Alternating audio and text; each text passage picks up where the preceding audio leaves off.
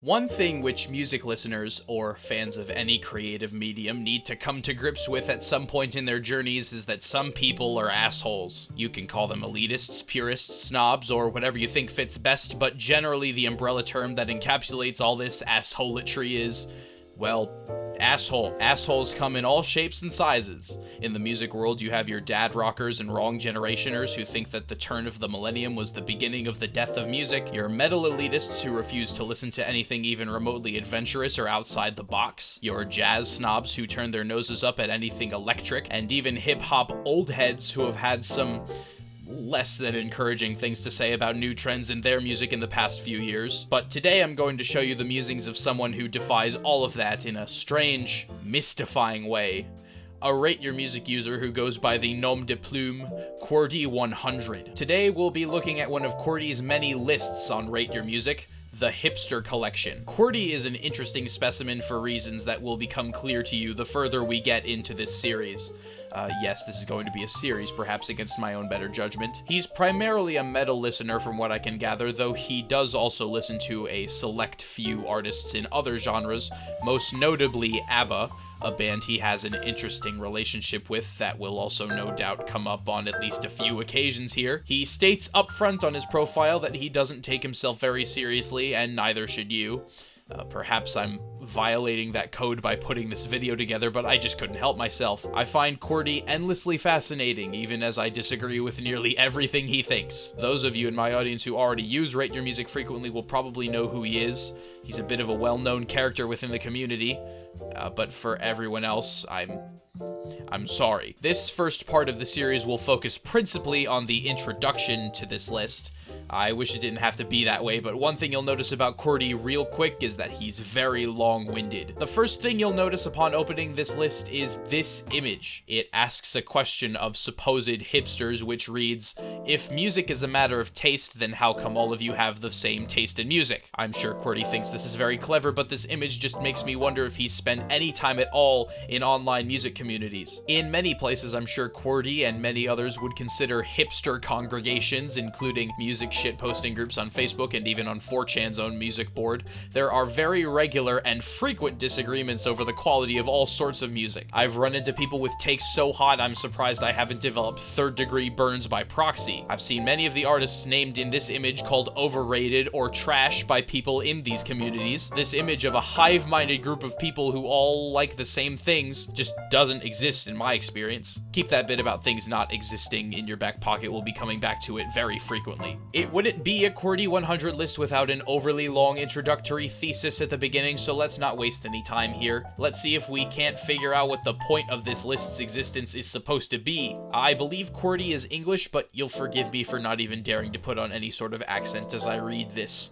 screed. First off, let me say this. There is nothing wrong with being a hipster. It is a hobby as pointless or fulfilling as any. I personally have a number of hobbies that can easily be labeled as stupid. The most obvious one, writing stupid lists. I am not making fun of hipsters. I have hipster friends privately and here. I am trying to understand them. They're my personal science project. One of the things I am trying to understand is how a non-conforming individualist can so completely and fully immerse themselves in a lifestyle that demands conforming to a bunch of goofy rules regarding fashion, film, music, and even eating habits. This list focuses on the music, because I don't give three shits about food and fashion, whereas movies are a whole other story requiring a separate and even longer list. A list I'm not so sure I'd be entirely thrilled to read. Anyway, to Cordy's points, is there some sort of hipster contract I missed out on signing? Was I supposed to sign my bodily autonomy away at some point on my musical journey? I feel like Cordy has put the cart before the horse here. He hasn't really given a definition of what a hipster is, and now he's suddenly diving in and beginning a psychoanalysis of the hipster brain.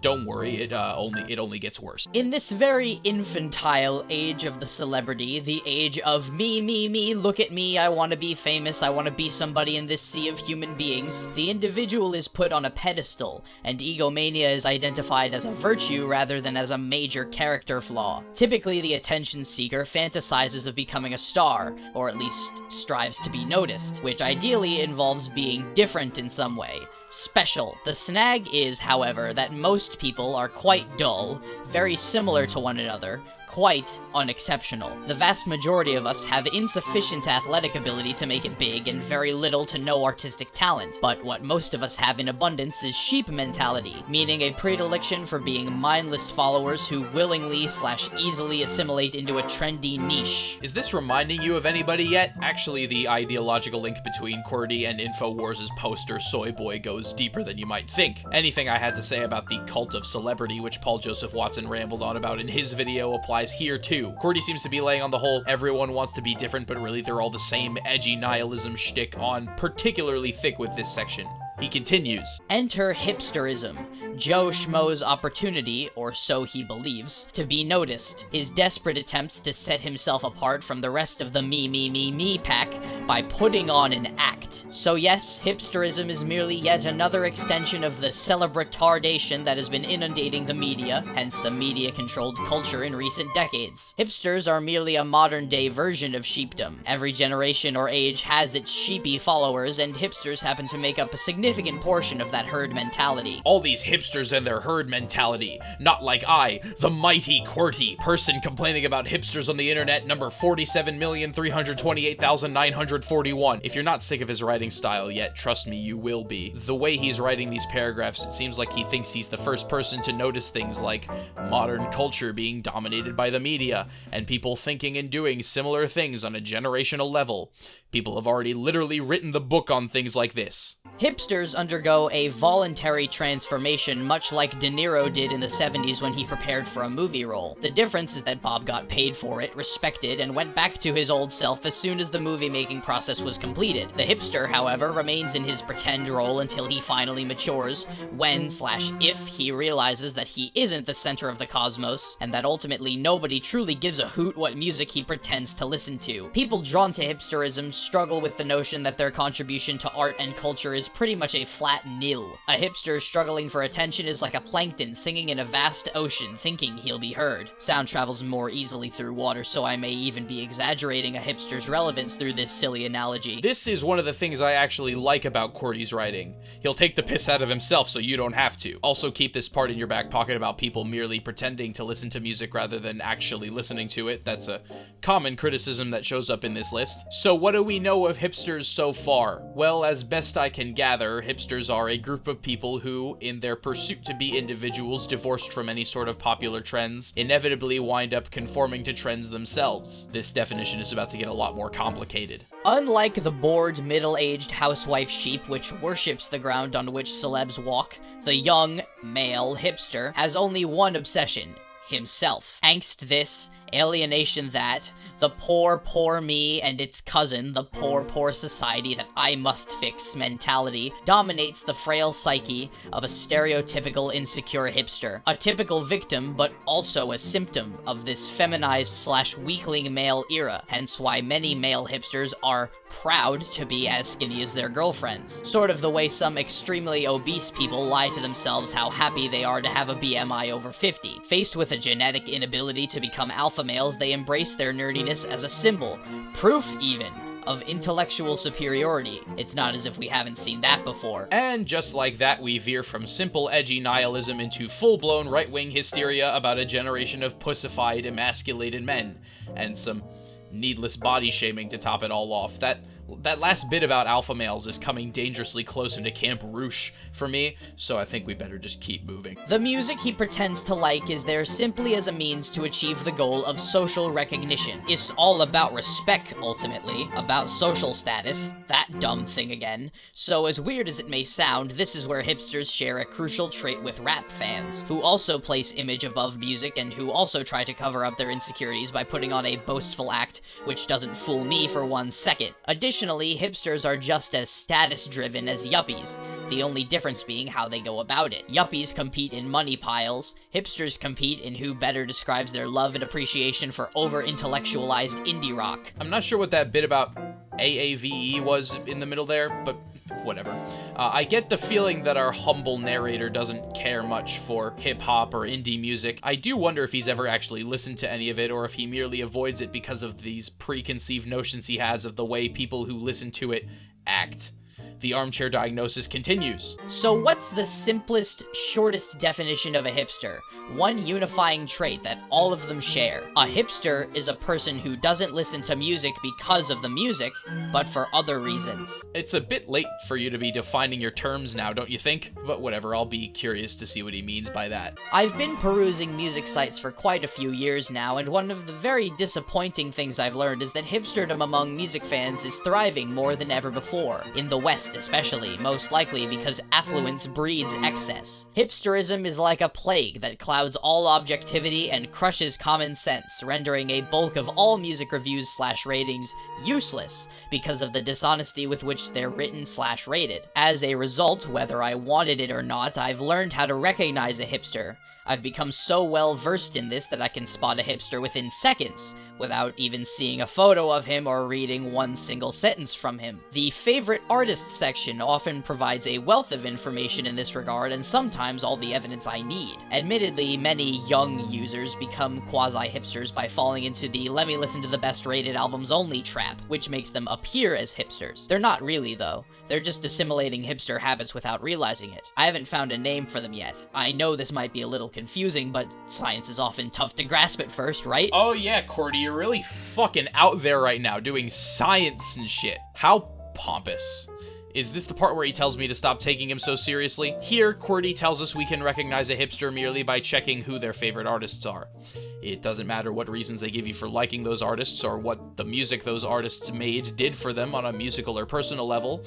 Just the fact that they like certain artists is enough to earn them a hipster card. What artists would be worthy of earning someone this prestigious title, might you ask? Well, according to that image from before, Radiohead, Kanye West, Miles Davis, and Bob Dylan. Wait a minute, what the fuck? We all know the various hipster army dress codes, which movies they are assigned to watch, and their spoiled, rotten, nitpicky, fancy schmancy, vegan/eclectic eating habits. But what defines a hipster musically? Written in the pretend hipster first person. Okay, so now we're finally going to get some insight into the inner machinations of the hipster. According to Cordy, there are 12 theses that the hipster abides by. 1. The music I pretend to listen to cannot be mass appeal, with rare exceptions. It must be fairly obscure, but not so obscure that none of my hipster friends know about it, because if even hipsters don't know about it, chances are it isn't hip. A certain level of commercial success is allowed, but if it's in the distant past, so that most people don't even remember it or know about it, and if the million-selling act dress like starving bohemian Soho artists, or were in some other way arty or fashionably acceptable, i.e. hip, i.e. shameless posers. What was a fad in the 70s, 80s, or 90s can easily become a hipster wet dream several decades later. Okay, so hipsters don't listen to music which has mass appeal, and if they do, it's because the musicians who made it dressed like starving bohemian Soho artists. That last bit just seems like Cordy covering his tracks to cover up the fact that he thinks Bob Dylan is a hipster artist. Dylan sold metric shit tons of records, but Cordy still needs to find a way to express to his audience that he doesn't much care for Dylan without seeming contradictory. 2. The musicians I worship, but whose music I don't actually listen to, should belong to the aloof artistic wannabe weird wardrobe category. Hobo wear is also highly appealing, cause poverty is hip and artistic. Should they choose to employ humor in their music, against better judgment, i.e. against the basic rules of hipsterdom, it had better be heavily satirical and full of irony, or even better, totally undetectable and confusing with a muddled message, i.e. not the laugh-out-loud type of humor which is aberrant to me because uncool and lowbrow, more the sort of morose, cynical kind of humor that makes Monty Python seem like Benny Hill. If a hipster musician starts smiling a lot, I need to consider taking them off my worship list because they forgot that coolness cannot be hotness and that laughter warms, not cools the body. I will tolerate 2 to 3 smiles a year, not more than that. They'd better take care of how they present themselves in interviews and in press shoots, otherwise they might lose their hipness. So the music which hipsters listen to, pretend to listen to, hardy har har, must be completely devoid of humor save for some post-ironic satirical something or other. Ah yes, Kanye West, a man known for being completely humorless and dour at all times. 3. It's not about what music I like, but what music other people think I like, because I need to be respected, even by total strangers on the internet, because what they think of me is of paramount importance. I have issues. I think Cordy accidentally just wrote about himself on that one. 4. The word hipster is insulting to me because it precisely describes me. As a hipster, I don't even believe hipsterism exists. It's an invention by peasants/plebeians/blue-collar dummies who neither understand intellectuals like myself nor the music we pretend to like. The fact that I use class-based insults such as that stupid pleb and yet pretend to champion socialism and the lower class causes is a blatant contradiction I willfully ignore. Some of us hipsters aren't even aware of the contradiction. Cordy seems particularly bothered by people using phrases like patrician and plebeian while pretending to champion socialism, with a capital S. I don't know if anyone has told him this yet, but it's a meme. It might be a bit early for me to be showing my hand like this, but generally speaking, I don't really think this idea of hipsterism exists, at least not in the way that people like Cordy think it does. I think it arose from the same people who started calling everything overrated as a substitute for just shitting on the people that like things in the first place. Of course, some people like Cordy hold no pretenses about hiding behind labels like overrated, and have simply jumped straight to attempting to dissect the minds of a group of people who don't even exist in the way he thinks they do. 5. Great music can only be enjoyed by those who intellectually appreciate it. At the same token, this means that only intellectually meaningful, profound music can be great music, which in turn means that lyrics and image are everything, whereas the tunes themselves are secondary, tertiary, or wholly irrelevant. Another thing to point out in Cordy's approach to music criticism: he doesn't think lyrics are important when analyzing music, or he at least thinks they're of secondary or tertiary importance. He thinks music should be concerned almost entirely with the pure music itself, and that anything else should just serve as an added bonus. This explains his general distaste for anything that isn't metal or ABBA. Of course, those of us living in the real world understand that this is an incredibly myopic way to deal with modern music where almost everyone is writing lyrics. Don't you think some of them might give a shit and want you to actually pay attention to them? This idea that just because people talk about the lyrics of an album when they review it, that they think the music is of secondary importance, no. On almost every single album I've ever listened to where there are lyrics, they are either equally as important or less important than the music, never more important. And when they are important, they can be extremely important to determining the sound, character, and demeanor of a given piece of music. To toss lyrics out entirely, as Cordy does in many, many cases, will simply lead to very shallow listening. But to address the specific point, however, which insinuates that hipsters only listen to music where the lyrics are intellectually stimulating, Pitchfork, the hipster beacon of music journalism, named Cardi B's Bodak Yellow the #1 song of 2017. Debunked. Points 6 and 7 are more blah blah blah, everyone's the same except for me, the great almighty Cordy blah blah blah. 8.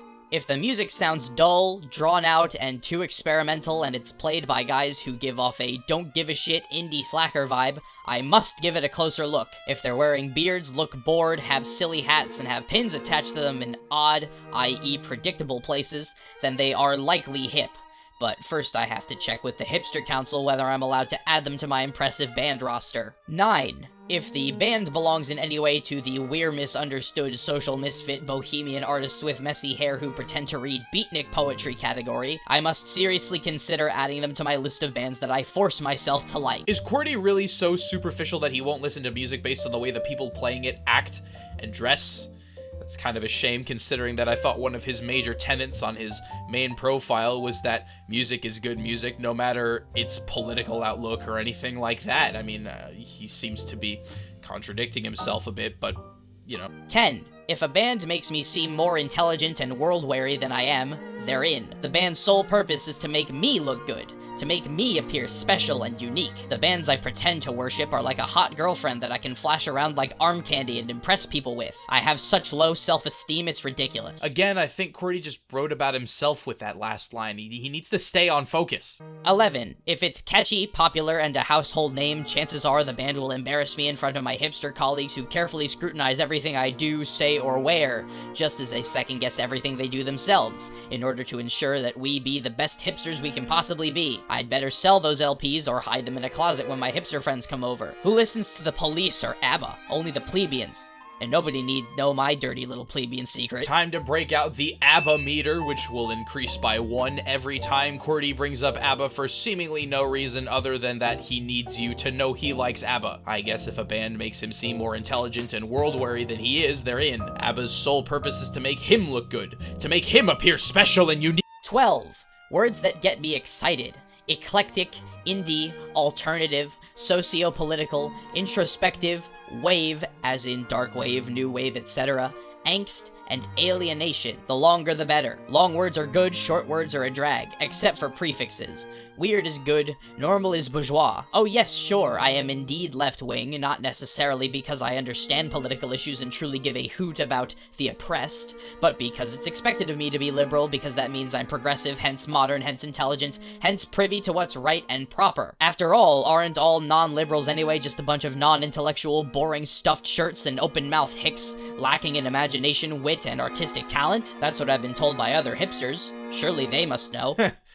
He thinks liberal and left-wing mean the same thing. This notion that left-wing people are only left-wing because it's in vogue doesn't really seem to reflect reality. The reality that the right wing is rising in dominance and popularity the world over. And as we all know, right-wingers definitely give a shit about oppressed people. I'll get to that first bit about words that excite hipsters in due time. QWERTY wraps up by letting us know the sort of things we can expect from this list.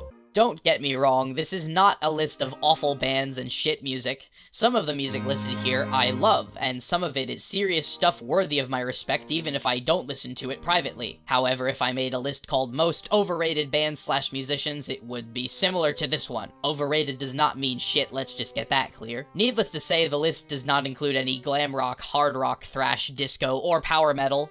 These are all forbidden by the Hipster Geneva Convention held several years ago. This list could be much longer, for the number of hipster bands vying for hipster cash while pretending not to care how much they sell is huge. Yet, the market for hipster music can be as huge as it wants to be. A hipster has plenty of time to check out as many bands as he wants to, because he doesn't have to actually listen to anything he buys. That's why hipsters sometimes rate as many as 10,000 albums despite being in their 20s. When did they find the time to listen to all those albums? Especially considering that a good album needs several goes before you can properly assess it. But, I repeat, good music is not what hipsters are after. They probably found time to listen to 10,000 albums in the same time you found to shit on them for listening to 10,000 albums. That would be my guess. Well, I've gone on for about 9 pages now, and we've reached the end of this introductory thing, so this feels like a good place to end for now. Next time, we'll look at QWERTY's Exhibit A of a hipster band, the Velvet Underground. I hope you'll stick around. I promise I'll be interjecting more of my own actual thoughts into these videos as we continue.